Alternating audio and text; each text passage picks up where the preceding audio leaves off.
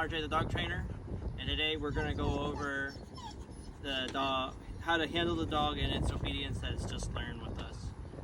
The dog at this point knows how to do heel, which is walk beside you without pulling, not walk too far ahead of you or too far off, and stay focused on you. It's heeling. Number 2 is sit, which is basically sit on command or sit whenever you stop. Number 3 is down, which is, lying down on with a hand signal, or lying down when they feel you pull down on the leash with your hand or with your foot. And then number 4 is going to be stay, which is using a 15-foot leash and walking to the end, tell them stay, walk in a circle around them, and then walking back. So we're going to go over all that on how to use all that training that the dog's learned. Now, when we're doing these commands, we want to get the dog set up properly with its tools and equipment. So we use a pinch collar on them, a leather leash, or a 15-foot leash for this. When you're using your pinch collar, you want to be using corrections like an avoidance correction or an escape correction. An avoidance correction is basically like doing a pop with the leash, like this. So the leash is basically, this is a dog, and the dog, let's say the dog walks too far ahead of me or cuts in front of me, I'm going to pop the leash like this. So with the pop correction, you have to put slack in the leash and then jerk it fast like that. And when we're doing this, we're not trying to pull the dog around. We're just doing a good jolt in the leash like this. And that can be a soft little jolt like this, or it can be a higher correction like that. Now, with the escape correction, the escape correction is basically like this, where you're pulling up on the leash, and what that's doing, like say with the sit, is the leash is putting pressure upward on their neck, and they think, okay, how do I turn the pressure off of this escape correction? That would be by putting my butt on the ground and sitting, and then as soon as I put my butt on the ground and sitting, the handler relieves the pressure. So like, dog is like this, I pull up, dog's like, oh, what does that mean? That means sit. Now the dog sit, and then good boy. And then if I want, same thing with the down, if I want to get the dog to lie down, I'll pull down on the leash like this, and the dog is like, okay, wait, the handler is pulling down on the leash, so that means, oh, I need to lie down. And then basically, as soon as the dog's elbows is touching the ground, I let the pressure off, and the dog knows that, okay, I turned off the escape correction by doing the command and finishing through with it. So having a pinch collar on the dog while doing this is going to help the dog do this a little bit smoother, a little bit faster, and do it with distractions around. So those are the escape corrections. Today we're going to work with Bree over here, and with Bree we're going to use our pinch collar, and let's make sure the collar fits Bree properly.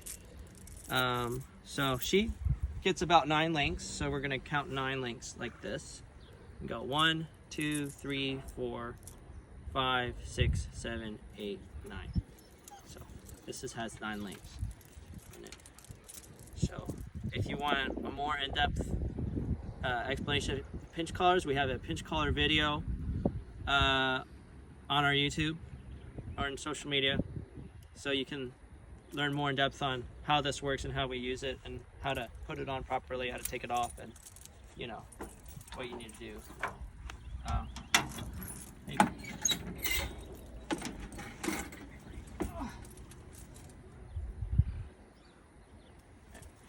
Good girl! Yeah! Alright.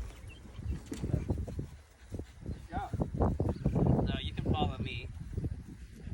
So I wanted to sit, I pull up on the leash like this. There you go. Good job. Like that. And if I want, when I'm holding the leash, I want to make sure I'm not walking her like this.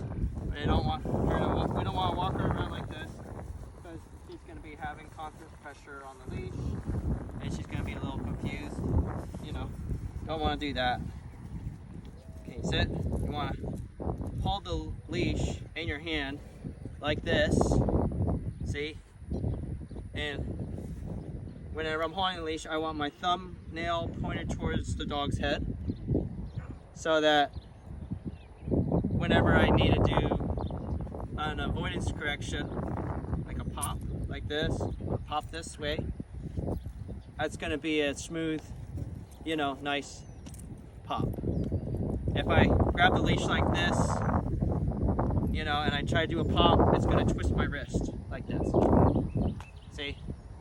And it's going to buffer the sharpness, the sharpness of the pop.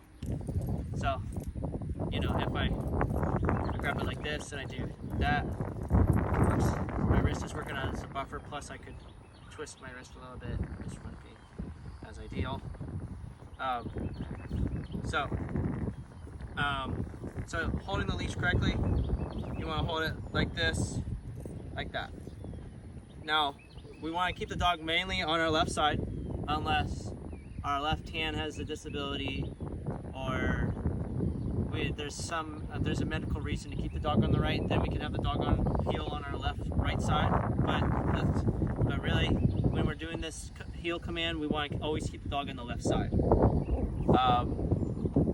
So when you're doing heeling, you want to slap yourself side and say heel like that, and then move forward, kind of like this. So, yep. Good job. Yeah. Good job, Bree. Good. Yep. Yep. Good job, Bree. Good. Yep. Very good. And then if I want to sit, grab the leash like this, pull up. There you go. Good girl. Good. So, yeah. When I do the heel command, you notice that I'm taking a step forward while I say heel and stop my side. Heeling isn't like, heel, come on, let's go, heel. Bree's looking at me all confused. Oh, she's good, she knows. But you don't want to just be like, okay, heel, and then wait for your dog to get up. You know, you want to, when you say heel, you're going, and if they're not getting up with you, you're pulling them with you, dragging them behind you, if need be. But it's one motion. So, yep. Good job. Good girl. Yep. Good job, Bree. Good girl. Yep. Good job. Yep. Good job. Yep. Now with the sit, you want to pull up as you're stopping, like this, so that they end up right next to you on your left side. You don't want to come to an abrupt stop, and because if you come to an abrupt stop with the sit, they're just always going to end up in front of you. So, come on, heel. Let's go. Good job. Come on. So, an example of that, of what you shouldn't do, is doing this. So you know, she didn't know I was going to stop, and now she's ready to move. Okay, again.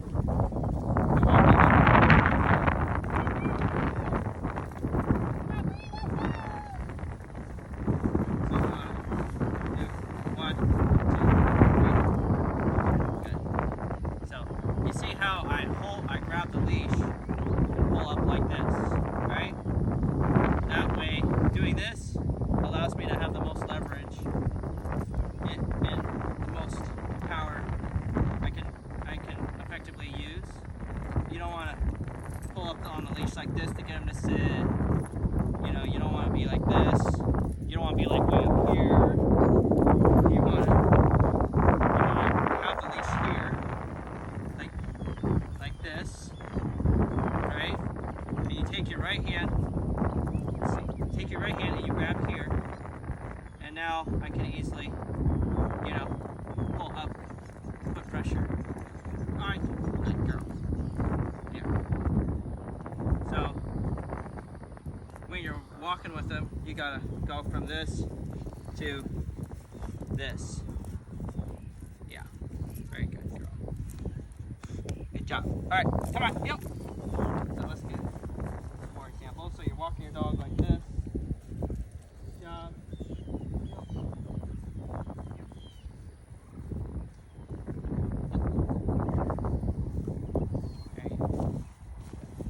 Okay, sit. But yeah, like that. So with the heel command, when we're doing heeling, we're not trying to pin them to us like this and hold them there. You know, we're not trying to like force them to stay by side or side. What we're doing is, really what we're doing when we're doing heeling is we're giving them plenty of slack in the leash so that they still have the opportunity to, you know, make mistakes, go too far ahead of us, for example, and then if they're this far ahead, for example, then I can give them a pop, and then after they get that avoidance correction, because what an avoidance correction teaches them to avoid the wrong behavior. You know, if the dog jumps on you, you give them an avoidance correction, they learn to avoid the jumping by not keeping their paws on the ground and just getting petted instead. So with this, in this case, she knows that if I walk too far ahead of RJ, then I get an avoidance correction. The dog corrects himself and holds him, gets to my left side properly. So,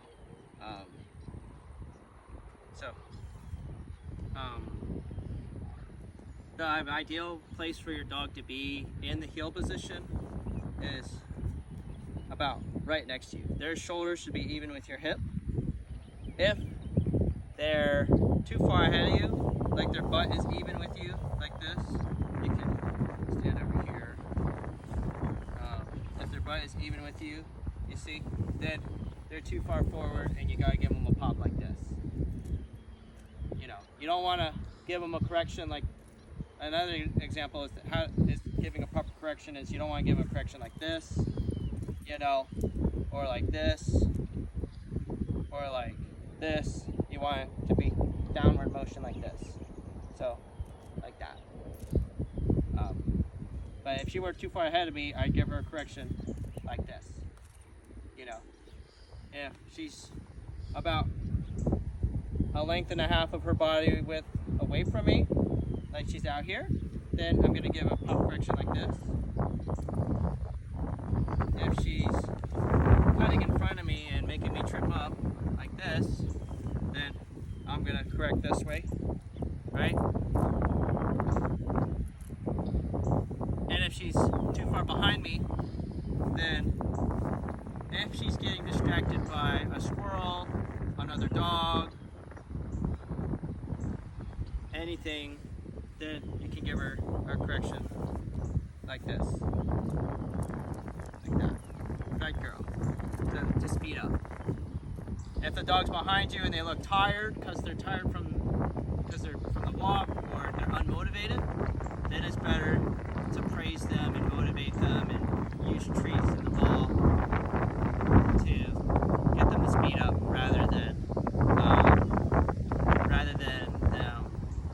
correct them for lagging behind for being tired and motivated. Correct them for being tired and motivated, then you're just going to correct. If you do the correction first, then you're just going to get more tired and unmotivated. So only do that correction like this to nudge them forward if they're getting distracted by like a dog behind you. Yep, come on.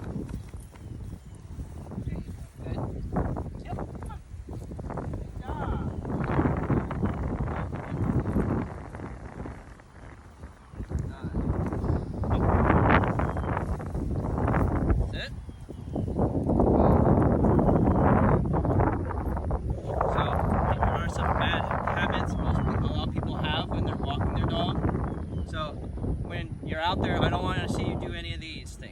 So you're walking the dog, come on, yep, and you're walking the dog like this. You know,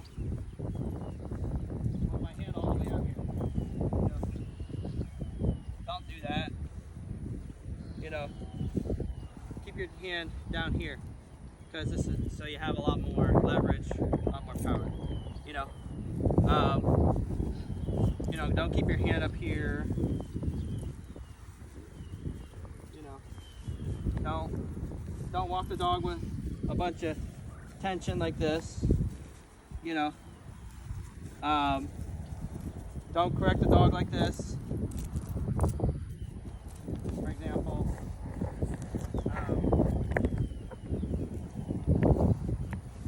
have slack in the leash. Don't walk them around like this. Yeah. So, sit. Yeah. Now for the down, when you want to do the down, there's more than one way to do it.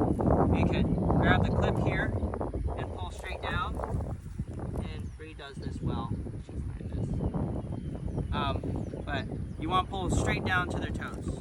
Good job. Come on, get up. You don't want to, if you're doing the down, you don't want to be like down like this. You see how, come on. So you see how, we don't want to pull down like this. We want to pull straight down to their toes. Good job, Bree. Otherwise, that way they understand. And we don't want to, come on. Come here. Sit. And when we do the down, we also don't want to grab towards the end of the leash like this. Even though she's listening for like the hand signal, she's a good girl. But you wouldn't want to grab down here to make the dog down, because then you only can pull down a little bit. You want to grab up here, near the clip here. See, grab here, and then you pull down. Yep. Come on, let's go. Good job, man. Let's say I hurt my back, I pulled something in my back, and I don't want to bend down to get the dog to lie down. Come on. Then I can use my foot. And so basically, I take my foot and I step on the leash like this and say down, and the dog will lie down. So I can do that rather than, pull down. Just make sure you have good enough balance to stand on one leg and step on the leash to get the dog to lie down.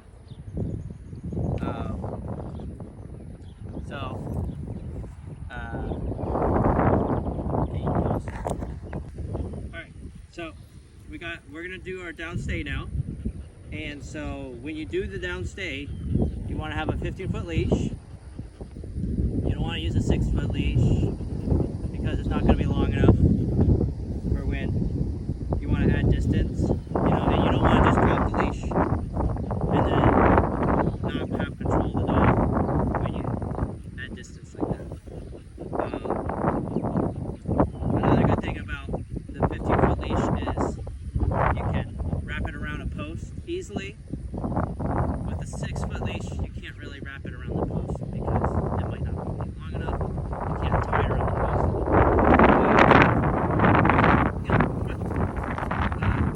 When you want to do the down,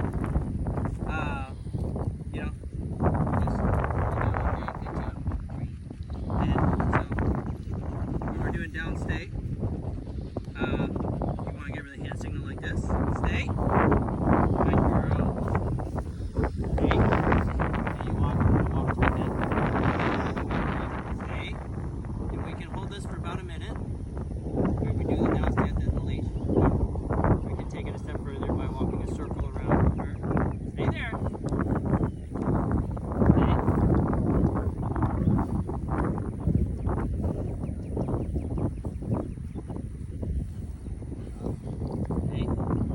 Make sure you don't pull on the leash whatsoever. The slightest bit of pulling on the leash is going to confuse her, make her stand up. Okay?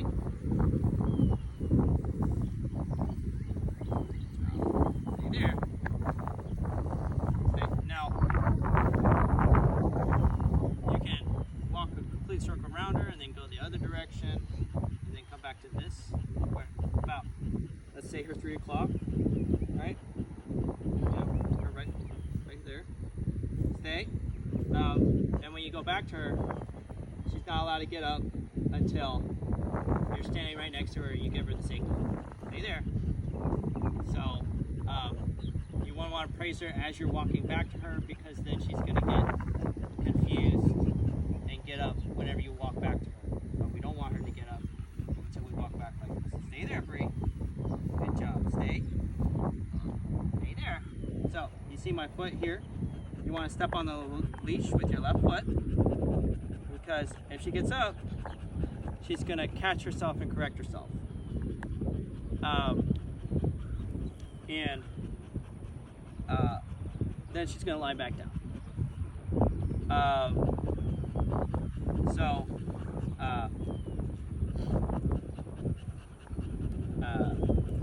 When you're ready to let her get up, you can take your foot off the leash like this, and then tell her heel, and then give her all the love and praise you can for doing a good downstay. Yep.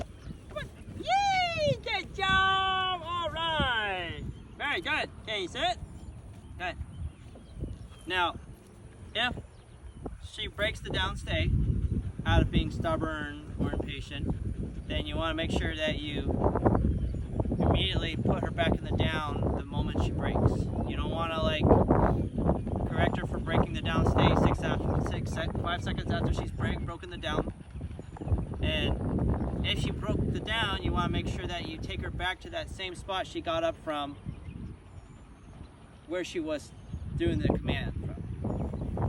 Now, another helpful thing about stepping on the leash with your left foot is if, let's say, you got in a conversation with your neighbor on the sidewalk, or someone wants to talk to you, you want to have 90% of your focus on the person talking to you, and then a little bit of your attention on the dog. But when we're in that conversation, we don't want the dog pulling us around or roaming around while we're talking. We want the dog to be in a downstay right next to us. So while we're talking to that person, we can step on the leash with our left foot. And now, if she gets up, I'll feel it in my foot, and I'll take my attention off of the person and make sure she's fine where she's at. So that could be very helpful. Yep.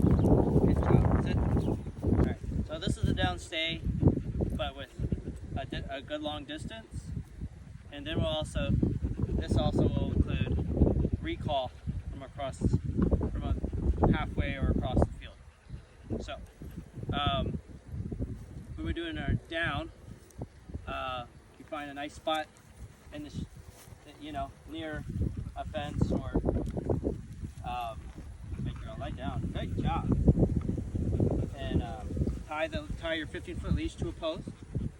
You don't want to just drop if you haven't reached a high enough level of training yet, and your dog can get distracted and run off. You don't want to just drop the leash unnecessarily like this and then walk 100 feet away. You want to stay there. You want to tie her to a post or tree. The 15-foot leash makes this easy. We just put it around the tree like this. And I like to do a bowline knot, but you can just do a couple square knots if you want.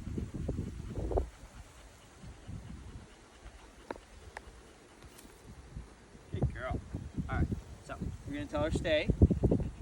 Like this. Stay. Let's walk all the way out here. Good girl. Stay there. Okay. And so when we're doing this downstay, we're going to wait here for about a minute or two. Stay. And then stay there. Good. After about a minute or two, we can start increasing the distance. Stay. So whenever we go to like a new environment or a new field, you always kind of have to. You don't want to start from her furthest distance like she does at home. Like if she's never done a downstay here, you go back about this far, you know, and they'll tell her stay, and then walk after the 2 minutes. You walk back for, you know, as far as you feel like you can, or you just, I don't know, 10 steps at a time. You don't have to rush into it, but stay there. But you see, the way we're gonna increase the distance to where we eventually are able to do a downstay across the field is we're gonna basically, no, go to your bed. Good girl. Stay there. Good job. We're gonna go to their down. We're gonna add distance like that. Good. And then wait there for 2 minutes. Make sure she can do it. And then after she does that, then we'll add some more distance. Wait there for about a minute, and then we'll go back to her. By the time we go back to her, she'll be basically have been in the bed for about, let's say, 4 minutes.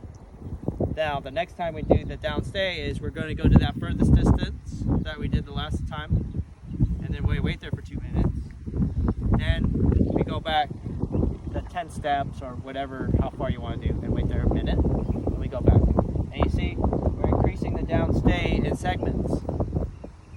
You know, not just taking doing the full length of downstay, full distance right off the bat, but we want to gradually increase it each time. Now, whenever, so it's important. Again, it's important that she's tied down to a tree or an anchor. You know, anchor her down so that if she get up and want to misbehave or something and go, let's say a frisbee flew across the field, she started seeing some people have a dog in the distance, or some people were playing ball, a butterfly flies by, and she get up and she go after those things, and we're all the way out here and we tell her no, and then she's like, you know, ignores us and keeps running, then we don't want to do bad training. We don't want to do this practice this downstay, she get up and run off, and now we've taken like steps back in our training when we could prevent the mistake by tying her down. Because if she get up and then run full speed away from us, she's gonna hit the end of that line, get corrected, and then then we'll get her back on the bed and make her lie down, and she'll be like, oh, I'll never try that one again, you know. And you know, if, of course, this isn't as big of a concern if you're already in the e-collar phase, but if you're not at the e-collar phase, then of course this applies. Now, recall from downstay is nice, but and it's a great way to demonstrate the dog's ability to recall, and we're going to show you how to do that, because it's good practicing the recall for practical scenarios like when you need to call your dog come.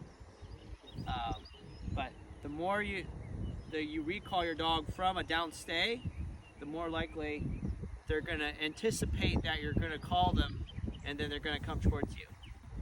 So just because they get up, like you may have seen, doesn't mean they're getting up because, oh, I don't feel like staying here and I can't get and I don't want to do this anymore. It might be like, oh, I thought I was allowed to because you did recall from downstay, you know. So the dog might get up out of their downstay because they think you're recalling them, but as long as you recall one time out of 10 downstays, you'll be okay. But if you keep recalling them over and over, it's gonna conflict with your downstay. So yeah, but let's go and the down, and then we'll do untie from the tree, and we'll show you how to recall with them. So again, when you walk back to her, you want to make sure that she's not allowed to get up until you're standing right beside her. Yay! Good job! Good girl! Alright, You like treat? You like treats? Oh, good girl. All right, ready? Go to your bed. Good job. All right, lie down.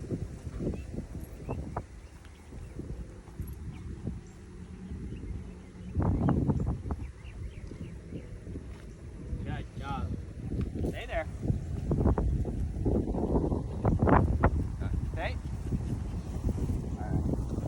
Whenever you're doing your downstay and you're adding distance, it's good to walk backwards, because if you turn your back to her and you're walking, then she might get up without you realizing it. If you're walking backwards and she gets up and you see her immediately, then you're having good timing with your correction if she gets up. So, stay.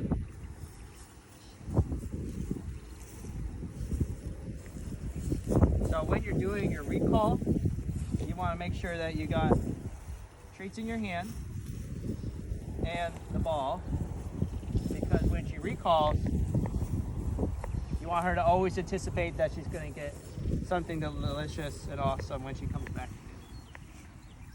The opposite thing we want her is, we want her to think that, oh, when she finally comes to you and gets you, then now she gets beat up, because